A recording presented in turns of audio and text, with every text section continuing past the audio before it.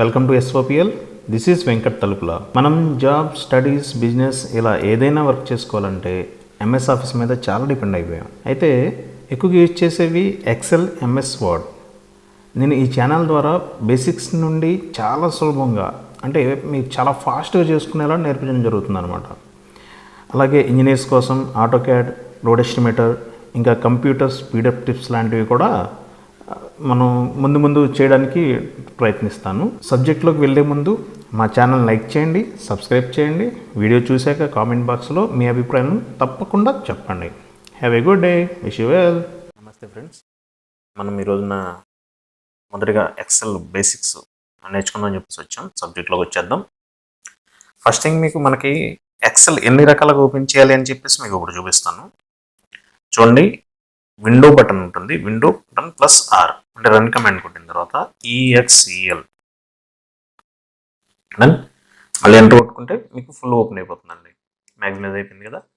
Next ఇలా right side click చేస్తే new అని వస్తుంది ఎక్సెల్. మీకు అక్కడ ఏదో సపోజ్గా నేమ్ పెట్టుకోవాలనుకుంటే డైరెక్ట్గా నేమ్ ఇచ్చుకోవచ్చు అనమాట. ఏబిసి ఎంటర్ కొట్టుకుని మళ్ళీ దాన్ని ఎంటర్ కొట్టితే డబుల్ ఎంటర్ కొట్టినప్పుడు మళ్ళీ మీకు ఓపెన్ అయిపోతుంది. అది జస్ట్ ఓపెన్ అయిపోయింది కదండి. ఇవి 2 వేస్ ఉన్నాయి. తర్వాత థర్డ్ వే, ఇక్కడ మీరు ఈఎక్స్సిఎల్ అని టైప్ చేస్తే ఇలా ఎక్సెల్ ఓపెన్ అవుతుంది. ఇది వేరే ఓపెన్ అయింది కదండి. మొత్తం చూడండి, ఇది ఒక వే ఉంది. నెక్స్ట్, ఆల్రెడీ ఓపెన్ చేసుకున్న దానిలోనే కొత్త ఫైల్ ఓపెన్ చేయాలంటే Ctrl+New ఇలా కూడా ఓపెన్ చేసుకోవచ్చు. దెన్ ఇప్పుడు ఈరోజు మనం ఏం పాయింట్స్ కవర్ చేస్తున్నామంటే సెల్ అంటే ఏంటి, రో అంటే ఏంటి, కాలమ్ ఏంటి, తర్వాత మనం ఏదైనా వాల్యూని ఎలా ఇన్సెట్ చేయాలి, తర్వాత డిలీట్ ఎలా చేయాలి, కాపీ ఎలా చేయాలి, కట్ ఎలా చేయాలి, ఏదైనా ఎడిట్ చేయాలంటే మనం ఇచ్చిన డేటాని ఎలా ఎడిట్ చేయాలి, రేంజ్ అంటే ఏంటి, ప్రింట్ ఏంటిది అని చెప్పి చూపిస్తాను మీకు ఈ రోజున. సో ఫ్రెండ్స్, చూద్దామండి. సెల్ అంటే ఏంటి? ఎందుకంటే మనకి ఇది ఏదైతే కనబడుతుందో దీన్ని సెల్ అంటాం. ఇప్పుడు సపోజ్గా ఈ ఒక్కదాన్ని సెల్ అంటాం. ఇలా మల్టిపుల్ చేస్తే సెల్స్ అంటాం వీటిని. ఇది సెల్ అండి. ఇప్పుడు ఇదొక సెల్. ఈ సెల్ ఏంట్రా అంటే ఇప్పుడు హెచ్ అనేది కాలం. ఇవి ఏబిసిడీలు, ఈఎఫ్ ఉన్నాయి కదా, ఇవి కాలమ్స్. తర్వాత 1 2 3లో ఉన్నాయని చెప్పేసి ఇవన్నీ రోస్.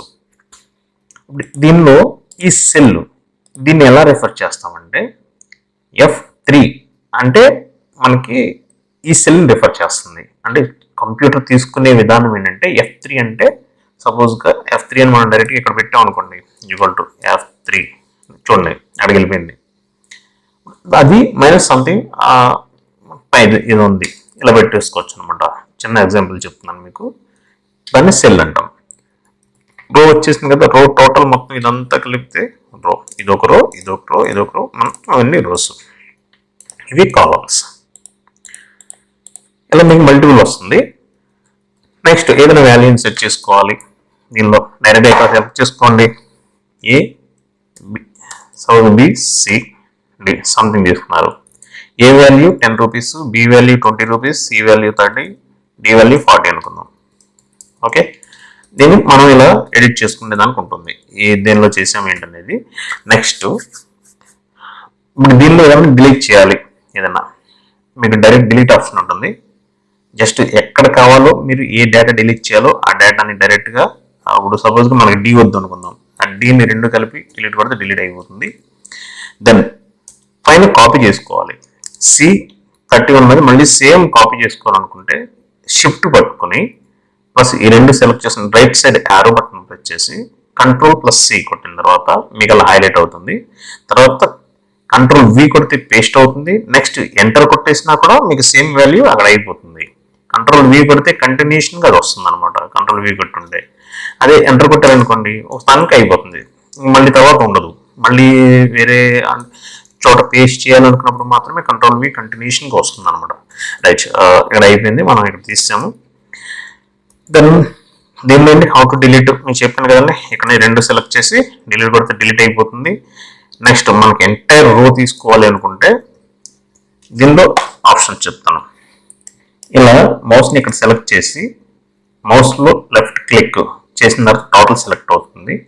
దాన్ని రైట్ క్లిక్ కొడితే డిలీట్ అనే ఆప్షన్ వస్తుంది, డిలీట్ చేయొచ్చు. డిలీట్ అయిపోయిందండి, రైట్ మనకొద్దు, కంట్రోల్ జెడ్ కొట్టేస్తున్నాను, బ్యాక్ వెళ్తుంది.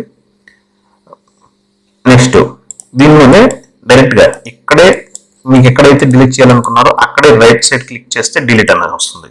డిలీట్ అని వస్తుంది. మీకు ఓన్లీ అదొక్కటే సెల్ డిలీట్ చేసుకోవాలనుకుంటే ఇలా లెఫ్ట్కి డిలీట్ చేసుకోవాలా అంటే చూడండి ఇక్కడ చూపిస్తాను. ఇక్కడ డిలీట్ లెఫ్ట్ కొట్టాను అనుకోండి, పక్కన ఉన్న డేటా వచ్చేస్తుంది రైట్కి. ఓకే, అక్కడ డిలీట్ అయిపోయింది ఓన్లీ. అంటే సపోజ్గా మీకు ఇక్కడ ఏదైనా ఒక 30 ఉంది, ఇది ఎక్సెస్ ఏదో సంథింగ్ పడిపోయింది, మీరు ఓన్లీ ఒకటి డిలీట్ చేసుకోవాలనుకున్నారు, కాపీ పేస్ట్ చేసుకోవచ్చు, తర్వాత ఇక్కడ డిలీట్ చేయాలి. లేదా ఇక్కడ ఉన్నది కంట్రోల్ ఎక్స్ కట్, ఇక్కడ పేస్ట్ చేసుకోవచ్చు. లేదా మీరు ఇక్కడ ఓన్లీ డిలీట్ చేసుకోవచ్చు, రైట్ క్లిక్ చేసి డిలీట్ చేసి లెఫ్ట్ కొడితే లెఫ్ట్కి వెళ్తుంది, మళ్ళీ కంట్రోల్ చెప్పుకుంటున్నాను. అలానే మళ్ళీ రైట్ సైడ్ క్లిక్ కొట్టి అప్ కొడితే పైకి వెళ్ళిపోతుంది, కింద ఉన్న డేటా పైకి వెళ్ళిపోతుంది. నెక్స్ట్ మళ్ళీ డిలీట్ కొట్టి ఎంటైర్ రో కావాలనుకుంటే టోటల్ అంటే ఇప్పుడు ఈ ఫైవ్ రో ఏదైతే ఉందో 5th రో మొత్తం అంతా కూడా డిలీట్ అయిపోతుంది అనమాట డిలీట్ చేస్తే. మళ్ళీ లేదు ఓన్లీ అసలు ఈ కాలమే మొత్తం జీ కాలం తీసేయాలి అని రైట్ సైడ్ క్లిక్ చేసి ఇలా చేసుకుంటే డిలీట్ అయిపోతుంది. ఇప్పుడు దీనిలో మీకు ఇంకో షార్ట్ కట్ చెప్తానండి. ఇది మౌస్తో చేసాం కదా, కంట్రోల్ మైనస్ కొడితే మీకు సేమ్ ఇదే ఆప్షన్స్ వస్తాయి, డిలీట్ ఆప్షన్స్. ఓకే అండి, కంట్రోల్ మైనస్ మళ్ళీ చెప్తున్నాను, కంట్రోల్ ప్లస్ మైనస్ రెండు క్లిక్ చేస్తే మనకి డిలీట్ ఆప్షన్ వచ్చేస్తుంది. ఇప్పుడు ఇలానే ప్లస్ అంటే ఇన్సెర్ట్ చేసుకోవాలి డేటా ఏదన్నా, అంటే ఒక రో కానీ సంథింగ్ ఏదైనా ఇన్సెర్ట్ చేసుకోవాలి. ఇలానే సెల్స్ ఇన్సెర్ట్ చేసుకోవాలనుకున్నప్పుడు కంట్రోల్ ప్లస్ అలాగే ఇన్సెర్ట్ రైట్ సైడ్ అయిపోయింది. వద్దు కంట్రోల్ ప్లస్ సెల్ డౌన్ కిందకి వెళ్ళాలంటే కంట్రోల్ ప్లస్, మళ్ళీ తర్వాత ఎంటైర్ రో మీకు ఇంకోటి మధ్యలో రో ఇన్సెర్ట్ చేయాలనుకుంటే కనుక కంట్రోల్ ప్లస్ టోటల్ వచ్చేసింది. మళ్ళీ కంట్రోల్ జెడ్ కొట్టేసాను, మళ్ళీ బ్యాక్ వెళ్ళిపోయింది. మళ్ళీ తర్వాత control plus total entire column కావాలి అనుకుంటే ఎంటైర్ కాలం ఎంటర్ మొత్తం టోటల్ వచ్చేసిందండి. రైట్, కంట్రోల్ సి వచ్చేసి కాపీ అవుతుంది, కంట్రోల్ ఎక్స్ కట్ అవుతుంది, control V paste, control S save, control P print. ఇప్పుడు ఇవి బేసిక్స్ మనకి ఎవరికైనా సరే కావాల్సింది.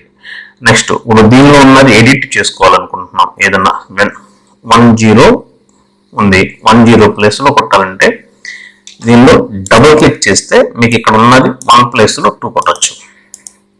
లేదు ఇది సంథింగ్ ఇంకోటి యాడ్ చేసుకోవాలి, మీరు యాడ్ చేసుకోండి. ఇక్కడ 3కి 3 1 మధ్యలో ఏదైనా యాడ్ చేసుకోవాలి 1, అలా డబుల్ క్లిక్ చేస్తే వచ్చింది.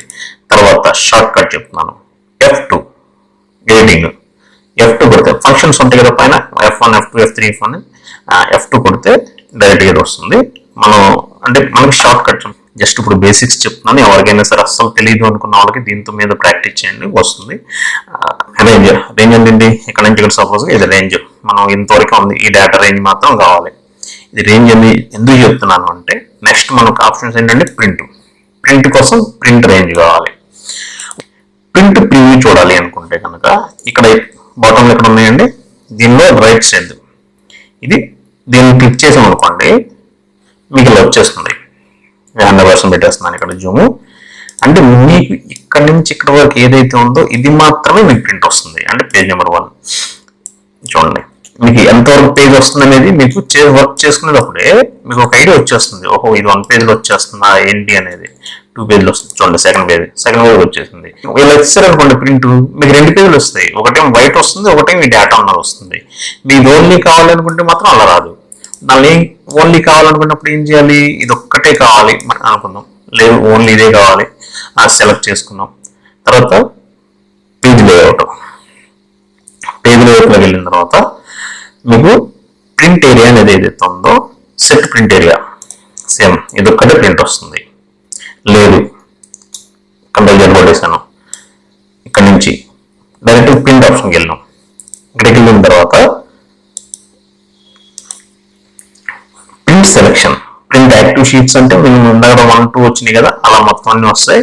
ప్రింట్ ఎంటైర్ వర్క్ బుక్ అంటే టోటల్ మీకు వర్క్ బుక్ లో అంటే ఈ ఫైల్లో ఉన్న ఎన్ని షీట్స్ అయితే ఉన్నాయో అన్ని షీట్స్ వచ్చేస్తాయి. ప్రింటింగ్ సెటప్ లేకపోతే అలా ఉందంటే అలా వచ్చేస్తాయి అనమాట. ప్రింట్ మొత్తం వచ్చేస్తుంది, ఒకేసారి ప్రింట్ తీసుకోవచ్చు. దాని ప్రింట్ సెలక్షన్ అంటే ఓన్లీ సెలెక్ట్ చేసింది మాత్రమే వచ్చింది. ఇక్కడ చూసారా, ఓన్లీ సెలెక్ట్ చేసుకుంది ఇక్కడ వచ్చింది. ఫైల్లో మనం ఇప్పుడు సేవ్ కొట్టేసాం, సేవ్ అయిపోయింది. హోమ్లో సేమ్ కాపీ కట్ పేస్ట్ ఇక్కడ ఫార్మల్ ప్రింట్స్ ఈ క్లిప్ బోర్డ్లో ఉంటాయి మొత్తం అన్ని. తర్వాత మనకి ఫాంట్ సైజ్ మార్చుకోవాలనుకున్న ఏదైనా అంటే మనకి ఫాంట్ స్టైల్ చేంజ్ చేసుకోవాలనుకుంటే ఫాంట్ స్టైల్ చేంజ్ చేసుకోవచ్చు, ఇందులో ఫాంట్ సైజ్ చేంజ్ చేసుకోవచ్చు, ఫాంట్ సైజ్ని ఇలా కూడా చేంజ్ చేసుకోవచ్చు, లేదా డైరెక్ట్గా ఎంట్రీ చేసేయచ్చు, ఇలా చేసుకోవచ్చు.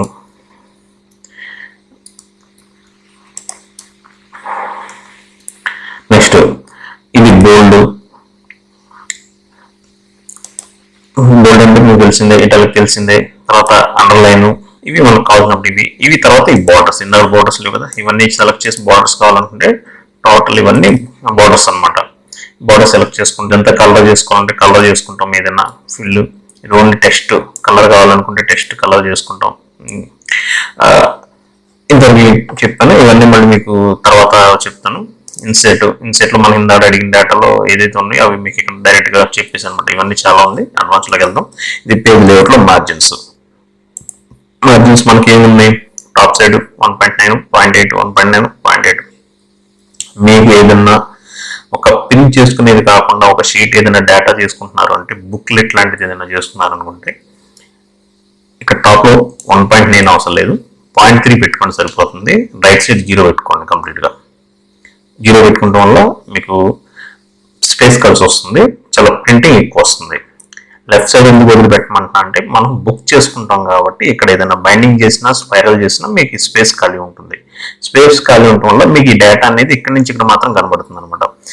అది ఇక్కడ 0 చేశారనుకోండి కంప్లీట్గా ఇది వెళ్ళిపోతుంది. చూడండి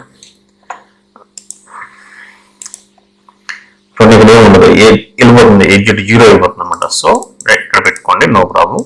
1.5 ఈజ్ గుడ్ ఎనఫ్.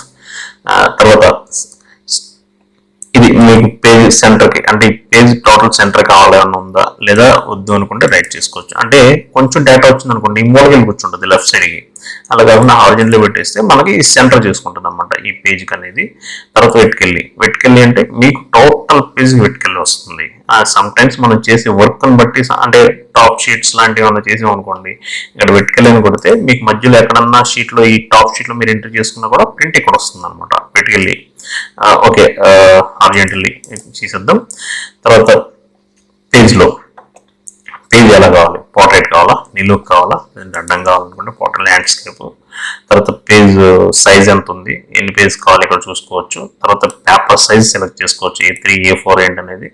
ఆ ప్రింట్ క్వాలిటీ నార్మల్ ఓకే 300, 600 వస్తుంది. అది ఏదైనా మీకు కలర్ అనుకుంటే 600 బాగుంటుంది, 300 ఇది గుడ్ ఎనఫ్ యాక్చువల్గా. ఓకే, పేజ్ నెంబర్ 7 కావాలి, అది వేరే. తర్వాత మార్జిన్స్ అయిపోయినాయి. హెడ్ అండ్ ఫోటోస్ ఇవి తర్వాత చూద్దాం. షీట్స్ ఓపెనింగ్ ఏముంది ఇవి మళ్ళీ చెప్తున్నాను. ఇక్కడ ప్రింట్లోకి వెళ్ళాలి అనుకుంటే ఇక్కడ మనం డైరెక్ట్గా మార్జిన్స్ సెలెక్ట్ చేసుకుని కస్టమ్ మార్జిన్స్లోకి వెళ్ళిపోతే మీకు ఇక్కడ డైరెక్ట్గా అన్నీ వచ్చేస్తాయి. మళ్ళీ సేమ్ ఇదే ఏదైతే ఉందో దీనిలో మీరు సెలెక్ట్ చేసుకున్న తర్వాత ప్రింట్ ప్రివ్యూ కొడితే మీకు ఇక్కడ కనపడుతుంది మీకు ఏం వస్తుంది అనేది. నెక్స్ట్ ఎస్కేప్ కొడతాము, మళ్ళీ తర్వాత దీనిలోకి వెళ్ళి మార్జిన్లోకి వెళ్ళి చూసుకున్నాం కదా, ప్రింట్ కొడితే డైరెక్ట్గా ప్రింట్ వెళ్ళిపోతుంది. మీరు మీ ప్రింటర్ సెలెక్ట్ చేసుకోవాలి, ప్రింట్ వెళ్ళిపోతుంది. ఓకే, తర్వాత పేపర్ ఓరియంటేషన్ ఇక్కడ కూడా డైరెక్ట్ సెలెక్ట్ చేసుకోవచ్చు. పేపర్ సైజ్ సెలెక్ట్ చేసుకోవచ్చు, A4. ఆ ప్రింట్ ఏరియా మనం ఆల్రెడీ సెట్ చేసుకున్నాం. పేజ్ బ్రేక్స్ అంటే ఇంత అక్కడ ఉన్నాయి కదా, పేజ్ బ్రేక్స్లో మనకి ఇన్సెట్ రిమూవ్ అంటే మనకి అడిషనల్ ఉన్నాయి అనుకోండి, అది ఎలా ఏమైనా డిఫరెంట్ ఉన్నప్పుడు వస్తుంది, అది తర్వాత చెప్తాను. ప్రింట్ టైటిల్స్ తర్వాత చెప్తాను. దీని మీద క్లిక్ చేసుకుని కూడా మనం ఏంటనేది వస్తుంది అనమాట పేజ్ ఏంటి. అలా ఇందాక మనం సేమ్ దీని నుంచి ఎలా వెళ్ళాము ఇలా మల్టిపుల్ వేస్లో మనం దాన్ని ఓపెన్ చేయొచ్చు అనే దానికి మాత్రమే మీకు ఇదంతా చెప్తున్నాను. నెక్స్ట్ మీకు ఈ ప్రింట్ ఏరియాలో రైట్ సైడ్ క్లిక్ చేసాం కదా, ఇక్కడ సెట్ ప్రింట్ ఏరియా.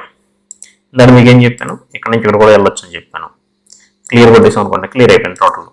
మళ్ళీ ఇది ఒకటే ప్రింట్ కావాలి, డైరెక్ట్ కొట్టి right click mouse right click కొట్టినా సెట్ ప్రింట్ ఏరియా కొడితే ఇక్కడ అయిపోతుంది. పేజ్ సెటప్ కావాలనుకుంటే రైట్ క్లిక్ కొట్టినా ఇక్కడ అయిపోతుంది. దీనిలో సేమ్ వస్తుంది చూసారు, ఇది ఒకటి వే ఉంది, ఇక్కడ ఒకటి ఉంది. తర్వాత మళ్ళీ ఎలా చూసుకోవచ్చు, వీటిలో ఏసి సెలెక్ట్ చేసుకుని వస్తుంది. నెక్స్ట్ ప్రింట్ ప్రివ్యూ ఎక్కడ చూసుకున్నా కూడా ఇక్కడ కూడా పేజ్ సెటప్ వస్తుంది అనమాట. ఇది నేను 2019 వాడుతున్నాను. ఓకే, 2016 కూడా ఆల్మోస్ట్ ఇదే సెటప్ ఉంటుంది.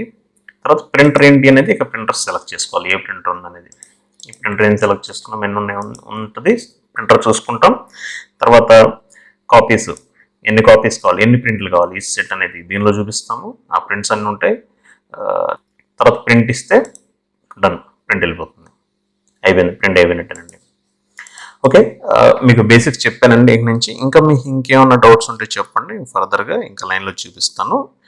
ఒకటికి అర్థం కాకపోతే 1-2 సార్లు చూడండి, ప్రాబ్లం లేదు. చూసినంత మాత్రం ఏం కాదు, ఆగండి, ప్రాక్టీస్ చేసుకోండి.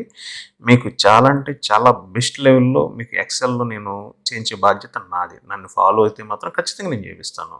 మీకు మంచి మంచి ఫార్ములాస్ చెప్తాను, చాలా ఈజీగా వర్క్ అయ్యేది చెప్తాను. Thank you. Signing off, Venkat Talpa. Bye by.